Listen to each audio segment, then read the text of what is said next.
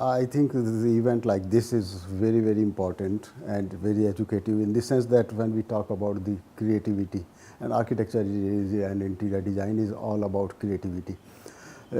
Creativity is not just education and knowledge, it's much more than this, that you infuse some, you have a passion with the profession and infuse it with some music, some dance, some drama. So that way it generates a kind of passion among the architects and especially the younger ones, the students, who have to have a wider dimension and understanding of the architecture and of course interior design also. Sometimes we always quote that innovation is a must. Architecture is not something which is dead and we have to keep on reinventing it.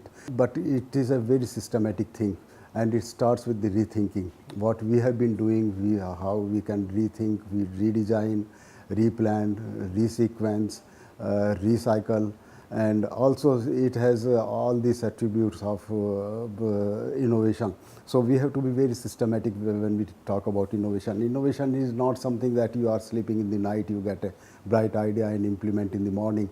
It is not like this. It is not just dreaming, it is much more than dreaming. I think Delhi presents a very classical case study of innovation and transformation and maybe out of box thinking. It started with the Shahjahanabad, which was built in 1648 onwards by Shah Jahan, and that time the capital used to be Agra or Lahore, shuffling between these two cities.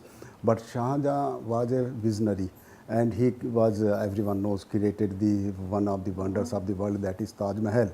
So he took the city planning to the greater heights. Second innovation was New Delhi, Lutyens Delhi, which was the garden city created by Lutyens.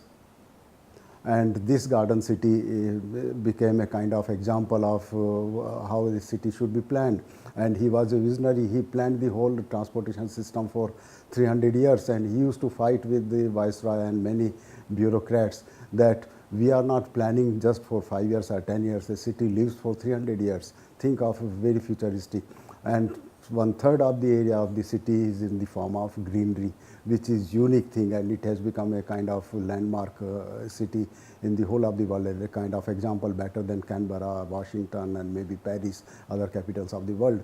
And now the government of India has created a committee for revision of the whole legal framework of the Delhi Development Authority, and this has been consciously done that we create a kind of model which can be emulated by many other cities in India. And we have started talking about affordable housing for all, about smart cities, about the concepts of rejuvenation of the old city, and of course regeneration of the river Yamuna, and Swachh Bharat, that means clean and hygienic cities, and things like that, which were always in the backdrop, are now coming in the forefront. I have a great faith on the new generation, that they are much more intelligent than what we used to be. They are very hardworking, they can be more creative and things like that. But I would like to give a warning to this new generation: don't depend too much on Photoshops, internet, Wikipedia, because you are not now thinking, because architecture is a performing art, or design is a performing thing.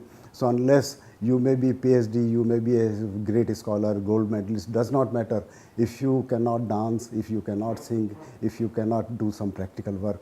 So architects have to spare time for thinking, and thinking is leads you to vision, and vision is that how you can see the invisible, how you can see the future, the things which are not visible, because whatever we create, whether it's a building or a city, we have to keep in view maybe 20 years, maybe 100 years perspective, which is not existing. We are creating something which will come into existence.